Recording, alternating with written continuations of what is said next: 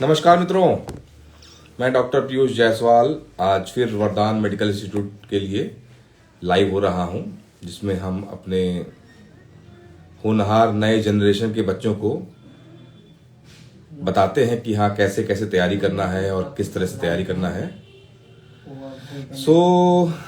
NEET की तैयारी तो जो है वो शुरू होती है 10वीं पास करते ही। 10वीं पास करने के बाद अपना बोर्ड एग्जाम, 10th पास कर हाई स्कूल पास करने के बाद जो है हमें ये सोचना होता है कि अब हमें क्या सब्जेक्ट लेना है। कुछ बच्चे जो है ये मानते हैं कि जिनका नंबर अच्छा आया है, परसेंटेज 10th में अच्छा आया है, वो साइंस लेंगे। ये ऐसा मानना होता है। तो मैंने भी 10th के बाद साइंस सब्जेक्ट लिया था, और साइंस में भी स्पेशली आपको बायोलॉजी लेना है, क्योंकि साइंस में अगर आप मैथ्स ले लेंगे तो आप जो है फिर इंजीनियरिंग के साइड चले जाएंगे, और अगर आप बायो लेंगे तो आप जो है मेडिकल एंट्रेंस एग्जाम की तैयारी करेंगे।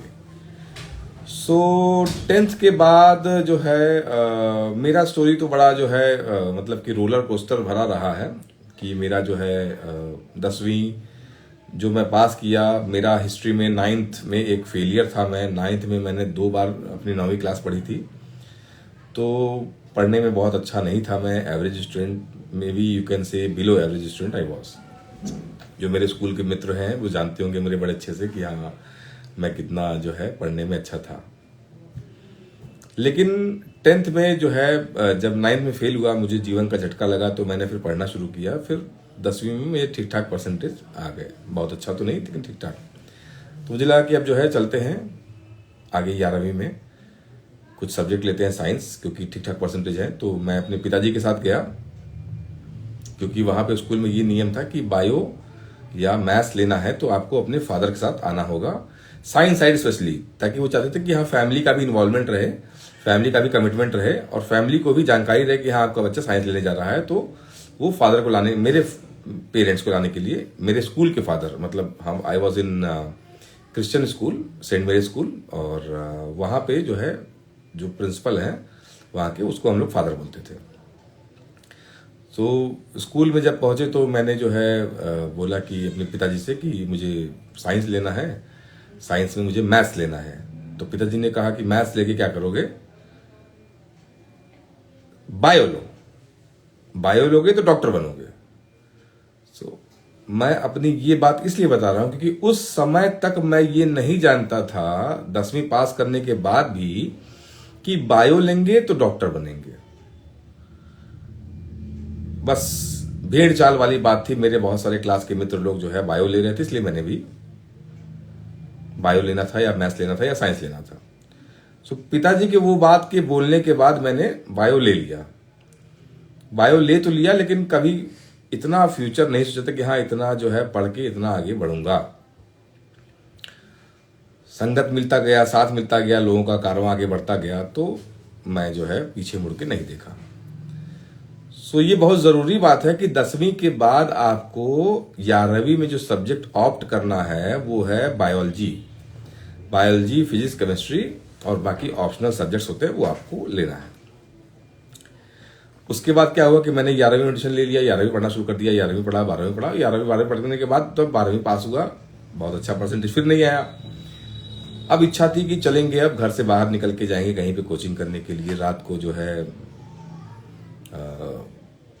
प्लान हुआ कि हाँ आप चलते हैं कोचिंग करने के लिए। मेरे कुछ दोस्त लोग थे वो कि पास के थे, उन्होंने मुझे जो है बताया कि हाँ कानपुर में जो जाना चाहिए, कानपुर में अच्छा माहौल है, कानपुर में अच्छा कोचिंग है।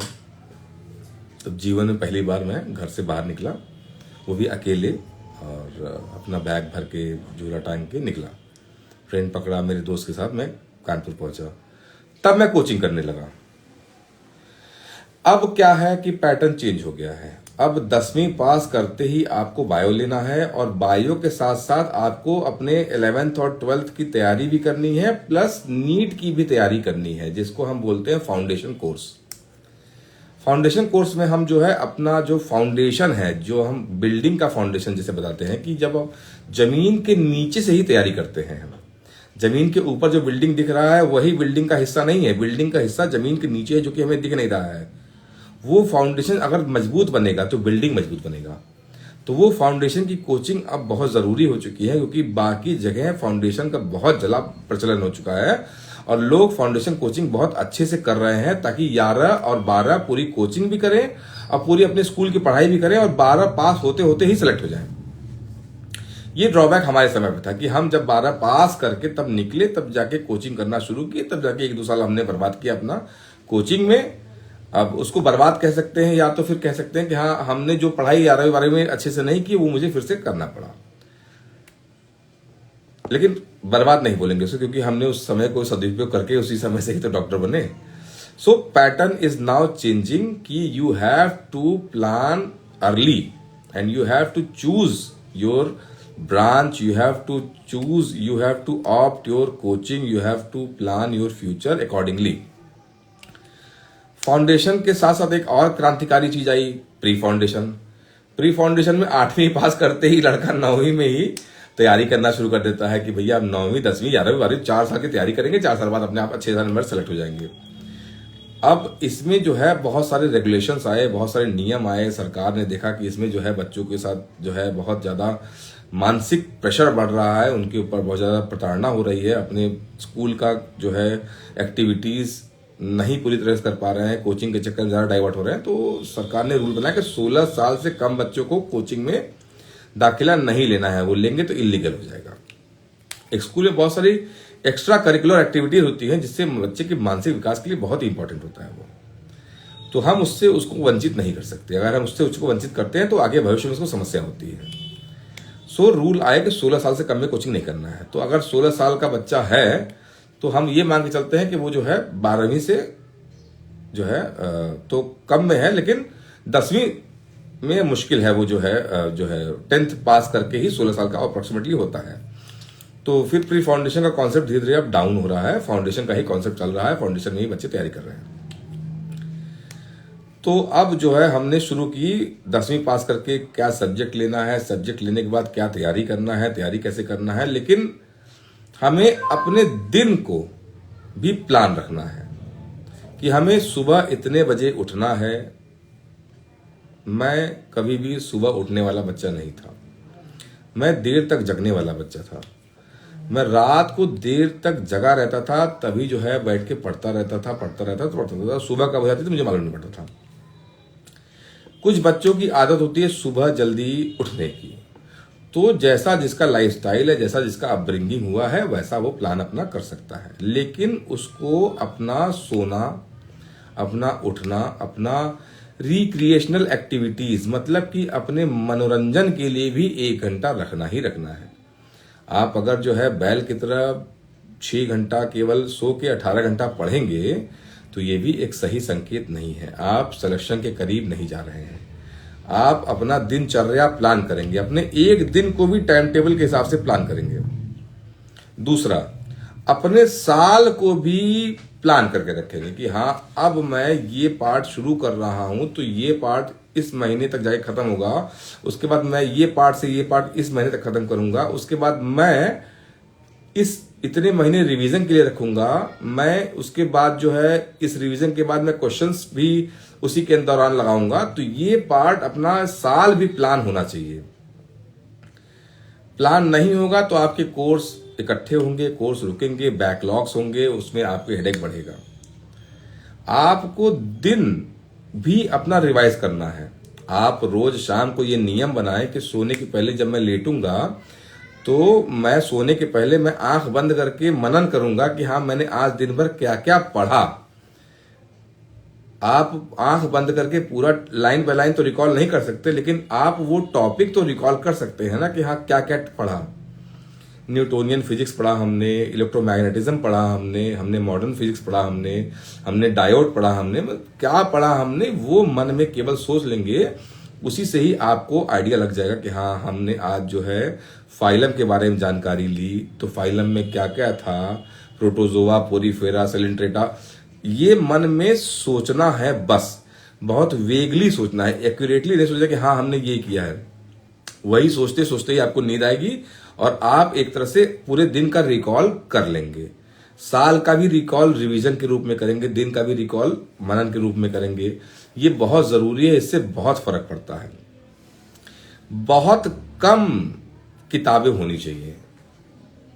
बहुत सारे बच्चे क्या होता है कि फिजिक्स की फंडामेंटल ऑफ फिजिक्स ले लेंगे, बेसिक कॉन्सेप्ट ऑफ फिजिक्स ले लेंगे। मतलब मैं राइटर्स के नाम बताऊं तो उसमें न्यूटन फिजिक्स है, एच.सी. वर्मा के फिजिक्स हैं।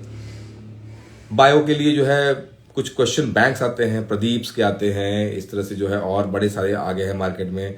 मोटी मोटी किताबें आती हैं, वॉल्यूम 1 वॉल्यूम 2 आती हैं। एक ही किताब रखे आप, उसको ही बार बार पढ़ें आप। कुछ बच्चे मिस्टेक ये करते हैं कि किताब बहुत सारी रखते हैं एक ही सब्जेक्ट की और उन किताबों को पढ़ते हैं। ये गलत है। किताब एक ही रखें, उसको बार बार पढ़ें आप। अगर आप कॉन्सेप्ट समझ जा रहे हैं, अगर आप टॉपिक अपना पूरा कवर कर ले रहे हैं, तो इससे अच्छी कोई बात नहीं हो सकती है। बहुत सारे बच्चे टॉपिक कवर नहीं कर पाते। तो आपने अपना दिनचर्या प्लान कर लिया, आपने पूरा साल प्लान कर लिया, आपने लिमिटेड बुक्स रख के उसको बार बार पढ़ लिया। साल के जो है साथ साथ उसी दौरान ही पढ़ते पढ़ते के दौरान आपको क्वेश्चन लगाते रहने हैं। साल के अंत के कुछ महीनों को आपको रिवीजन में रखना है कि हाँ, हमको ये सब कोर्स फिर से पढ़ना है, और फिर उसके बाद आपको फ्रेश मूड से एग्जाम देने जाना है। एग्जाम में बहुत स्ट्रेस होता है। जो बच्चा टॉप करता है वो भी यही सोचता है कि शायद मेरी तैयारी कैसी है, भगवान जाने क्या होने वाला है, और बस वो पढ़ता है, अपना कर्म करता है, अपना एग्जाम देता है और वो सेलेक्ट हो जाता है। रैंक 1 भी कंफ्यूज रहता है और डरा हुआ रहता है। रैंक 1 कभी भी नहीं जानता कि हाँ, मैं रैंक 1 आने वाला हूं। इसलिए आप भी जब एग्जाम दें तो मन में डर नॉर्मल है।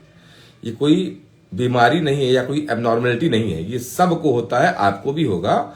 डर में ही आपकी एनर्जी बनेगी, डर में ही आप अच्छा कनेक्शन। तो डर जो है वो बहुत जरूरी भी है। उसमें आपको परफॉर्म करने के लिए जो है, उस प्रेशर में परफॉर्म करने की आपको लेकिन प्रैक्टिस करनी पड़ेगी। आप अगर डर में परफॉर्म करने की प्रैक्टिस रख रहे हैं तो जीवन में डॉक्टर बनने के बाद आपको बहुत सारे प्रेशर मिलेंगे, बहुत सारे इमरजेंसीज आपको रात को आएंगे, दिन में आएंगे। आप जो है देखते ही मरीज को डायग्नोज नहीं कर पाएंगे। आप धीरे धीरे प्रेशर बढ़ता जाएगा क्योंकि मरीज का बीपी भाग रहा है, ऑक्सीजन डाउन हो रहा है, शुगर पता ही नहीं रहा है। तो आप उस टाइम मेंटल प्रेशर में रहेंगे। उस समय को भी आपको टैकल करना आना चाहिए। इसलिए प्रेशर में परफॉर्म करना आपको आना चाहिए। आप परफॉर्म किए एग्जाम में रैंक आया, उसके बाद आपको रैंक के हिसाब से आपको आपका मेडिकल कॉलेज मिलेगा। सबसे अच्छा रैंक आएगा तो वो कोशिश करेगा कि हाँ, देश का सबसे अच्छा मेडिकल कॉलेज जहां पे है वहां पे जाके मैं दाखिला लूंगा। वहां का फीस भी 1,500-2,000 रुपए है।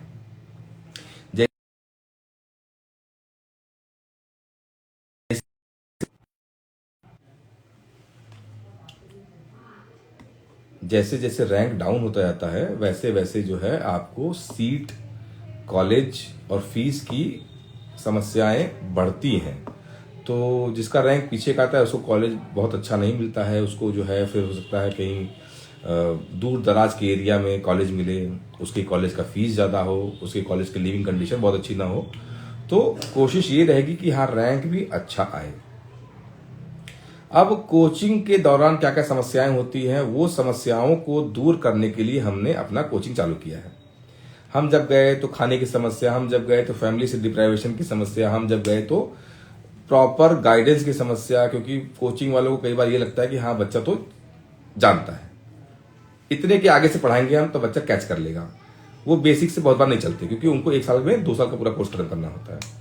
सो वो सारी समस्याओं को हमने जो है रूल आउट किया, वो सब समस्याओं को हमने टैकल,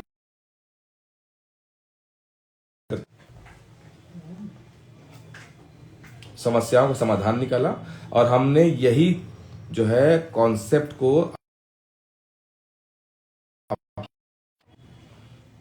फोन बार बार आ जा रहा है। तो उसमें हमारी कोचिंग है कि रेजिडेंशियल कोचिंग है। रेजिडेंशियल कोचिंग में हमारे यहाँ बच्चे रहेंगे, उसी कैंपस में पढ़ेंगे, उसी कैंपस में टीचर्स आके उनको पढ़ा के जाएंगे, कोचिंग कराएंगे, उसी कैंपस में वो रहेंगे, खाएंगे पिएंगे और सोएंगे भी वहीं पे। उनका हॉस्टल भी वहीं पे होगा, उनका लाइब्रेरी भी वहीं पे होगा, सारी सुविधाएं वहीं पे होंगी। बच्चों को डाइवर्ट नहीं होना है, बच्चों को अपने कैंपस से बाहर नहीं जाना है। बच्चे अपने माँ बाप के कैमरे के गाइडेंस में रहेंगे, निगरानी में रहेंगे। बच्चों के पास एक फिक्स समय के लिए जो है कॉल्स आएंगी घर से जिससे अपने घर पे वो बात कर सकेंगे। बच्चे को गैजेट्स हम देंगे, अगर उनको अपडेट्स रहने हैं ऑनलाइन चीजों से, वो अपना गैजेट्स नहीं इस्तेमाल कर सकते, क्योंकि गैजेट जो है दोधारी तलवार है, वो आपको खराब भी कर सकते हैं।